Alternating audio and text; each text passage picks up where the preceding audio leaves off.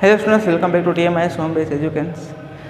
Today we are going to teach about equivalent fraction.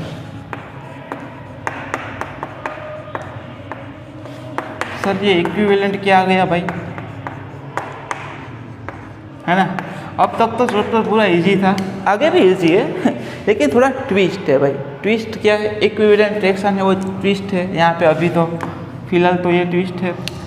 और वो क्या है सर इक्विवेलेंट फ्रैक्शन? तो ये हेवी सा वर्ड है यहाँ पे इक्विवेलेंट, उसकी जगह पे मैं बिल्कुल सिंपल सा वर्ड रख देता हूँ यहाँ पे, इक्वल फ्रैक्शन। ठीक है, इक्वल फ्रैक्शन क्या होता है भाई?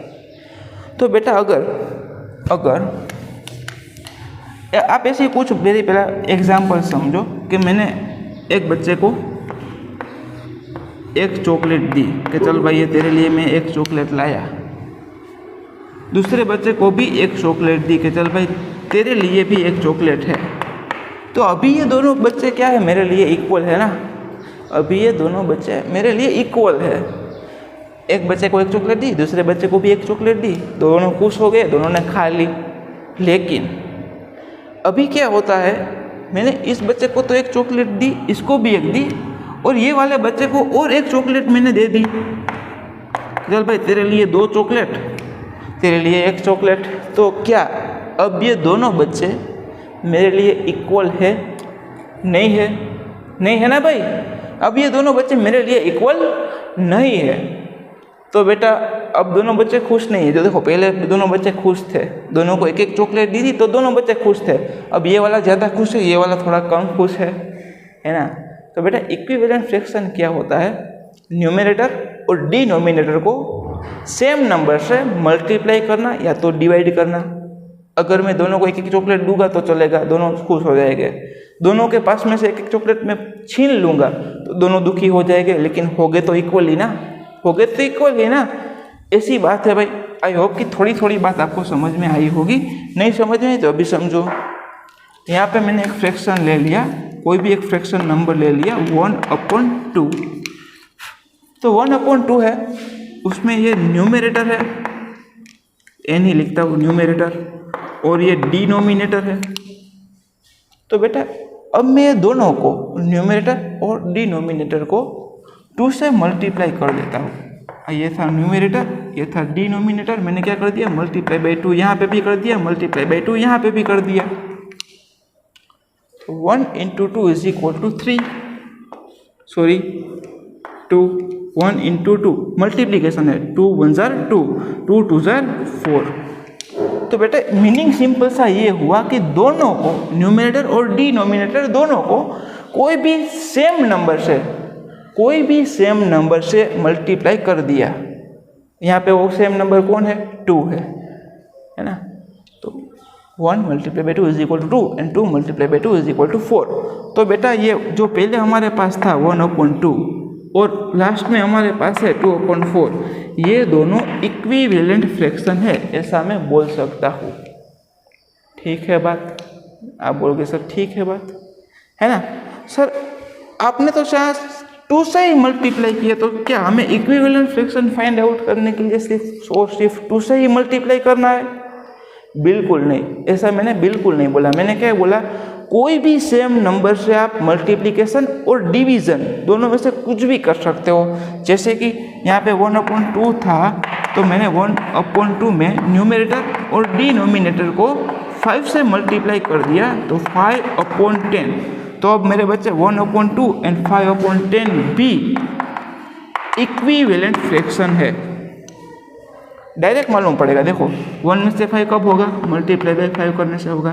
तो नीचे भी मल्टीप्लाई बाई 5 ही करना पड़ेगा, क्योंकि इक्विवेलेंट फ्रैक्शन जो हमें फाइंड आउट करना है, मल्टीप्लाई बाई 5, मल्टीप्लाई बाई 5। तो बेटा ये होता है इक्विवेलेंट फ्रैक्शन का बेसिक कॉन्सेप्ट। अब और एक कॉन्सेप्ट समझते हैं।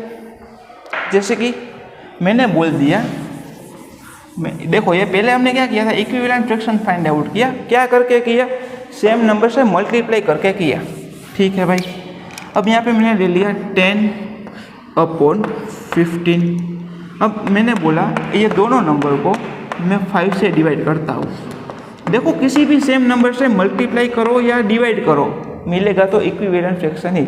यहाँ पे सेम नंबर कौन है 5, दोनों को सेम नंबर से मैंने डिवाइड कर दिया तो भी मुझे मल्टीप्लाई तो भी मुझे जो फ्रैक्शन मिलेगा वो भी क्या होगा, इक्विवेलेंट फ्रैक्शन ही होगा। 10 डिवाइडेड बाई 5 2 होता है। अब मालूम होना चाहिए क्योंकि डिवीजन हमने मैक्सिमम प्रैक्टिस की है।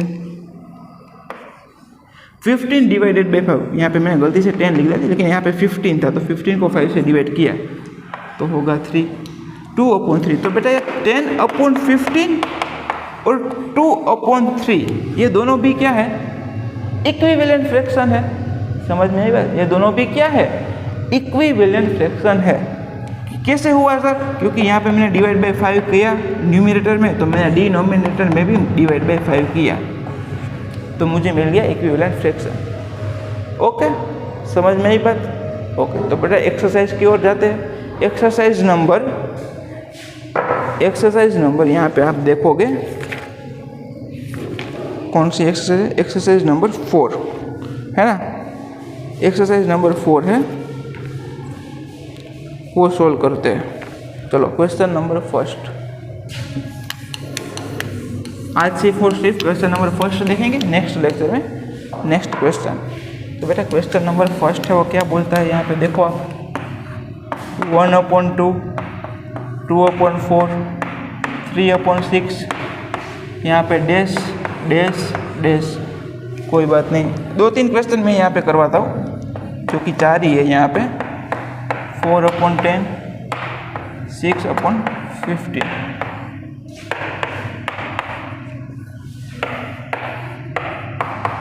लास्ट वन,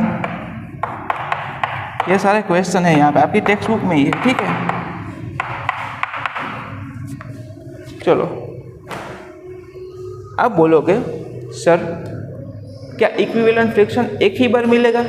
नहीं भाई, इनफाइनाइट इक्विवेलेंट फ्रैक्शन मिल सकते हैं, ठीक है, इनफाइनाइट तक मिल सकते हैं। देखो 1 में क्या किया, मल्टीप्लाई बाई 2 इसी कलर क्या आया, 2 आया।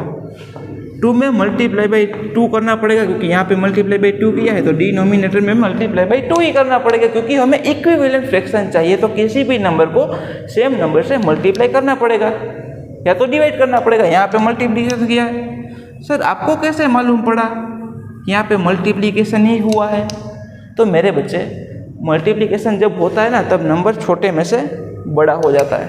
जैसे कि मैंने 5 में से यहाँ से लिख दिया कि 5 अब बड़ा होकर 10 हो गया, तो सर आप बोलोगे कि आपने मल्टीप्लाई बाई 2 किया तो ही मिलेगा ना 10। समझ रहे हो? मतलब जब बड़ा नंबर होता है, छोटे में से जब बड़ा नंबर बनता है तब क्या होता है, मल्टीप्लिकेशन होता है। वो अपने दिमाग में बिठा लेना। तो देखो यहाँ पे सभी जगह पे नंबर बड़े होते हैं। यहाँ पे मल्टीप्लाई बाई 2 किया, यहाँ पे भी मल्टीप्लाई बाई 2 किया तो एक इक्विवेलेंट फ्रैक्शन मिला 2/4। अब यहाँ पे 1 में से 3/6 बना दिया, 1/2 में से 3/6 बना दिया। तो आप बोलोगे सर मल्टीप्लाई बाई 3 किया तो डिनोमिनेटर में भी मल्टीप्लाई बाई 3 किया था। 2 × 3 = 6। तो 3/6 एंड 1/2 वो दोनों भी क्या है, इक्विवेलेंट फ्रैक्शन है।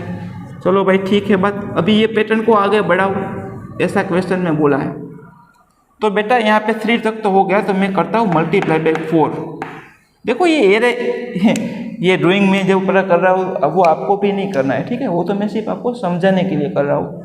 अगर 1 में मल्टीप्लाई बाई 4 करो तो 1 4 = 4, तो 2 में भी मल्टीप्लाई बाई 4 करना पड़ेगा, 2 4 = 8। समझ में आई बात? ओके, अब आगे बढ़ो। 1 मल्टीप्लाई बाई 5 = 5। 2 मल्टीप्लाई बाई 5 करना पड़ेगा ना क्योंकि यहाँ पे मल्टीप्लाई बाई 5 किया तो डिनोमिनेटर में भी मल्टीप्लाई बाई 5 करना पड़ेगा। 2 5 = 10। मल्टीप्लाई बाई 6 करो तो 6, मल्टीप्लाई बाई 6 तो 12। न्यूमरेटर और डिनोमिनेटर में कोई भी सेम नंबर मल्टीप्लाई कर सकते हो। समझ में आई बात? चलो, तो उससे क्या होगा, सर हमें इक्विवेलेंट फ्रैक्शन मिलेगा। ठीक है बात। 2 मल्टीप्लाई बाई 3 4, तो यहाँ पे भी 5 मल्टीप्लाई बाई 2 ही होगा। 2 मल्टीप्लाई बाई 2 तो 4, 5 मल्टीप्लाई बाई 2 तो 10। तो हमें मालूम पड़ा न्यूमरेटर और डिनोमिनेटर दोनों को 2 से मल्टीप्लाई किया है। 2 मल्टीप्लाई बाई 3 = 6, 5 मल्टीप्लाई बाई 3 = 15। मतलब कि न्यूमरेटर और डिनोमिनेटर दोनों को 3 से मल्टीप्लाई किया है। ठीक है बात। तो चलो अभी आगे बढ़ाओ। 2 को 4 से मल्टीप्लाई करो 8, 5 को 4 से मल्टीप्लाई कराओ 20, 2 को 5 से मल्टीप्लाई कराओ 2 5 जार 10, 5 5 जार 25, 6 से 2 6 जार 12, 5 6 जार 30, ऐसे ही बढ़ता चलेगा। ठीक है। तो बेटा ये भी आपको समझ में आ गया होगा। 2 को मल्टीप्लाई बाई 2 4, 2 को मल्टीप्लाई बाई 3 6, 2 को मल्टीप्लाई बाई 4 8, 7 को भी मल्टीप्लाई बाई 4 करना पड़ेगा ना। 2 मल्टीप्लाई बाई 4 8 आया, 7 मल्टीप्लाई बाई 4 करोगे तो 28 आएगा, है ना। किसी भी सेम नंबर से मल्टीप्लाई कर दो। किसको? न्यूमरेटर और डिनोमिनेटर को।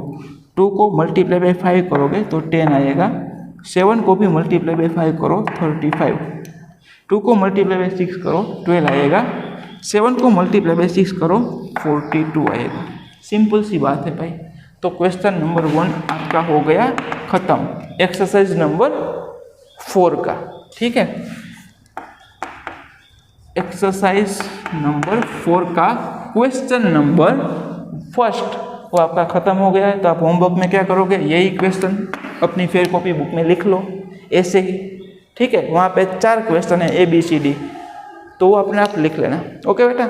और क्या करोगे? जो मैंने अभी आगे एग्जाम्पल्स दिए थे, नोट्स दिए थे, इसके पहले अभी मैंने इरेज किया, उससे पहले कुछ था ना, यहाँ पे कुछ लिखाया था ना एक्सप्लेनेशन, तो वो आप जैसा आपको समझ में आया है वैसा ही आप लिखो अपनी फेयर कॉपी बुक में। पहले वो लिखो, फिर एक्सरसाइज नंबर 4 का क्वेश्चन नंबर 1 सोल्व करो। ठीक है बेटा। I hope you enjoy this video and आपको सब कुछ समझ में आ गया है। ठीक है बेटा।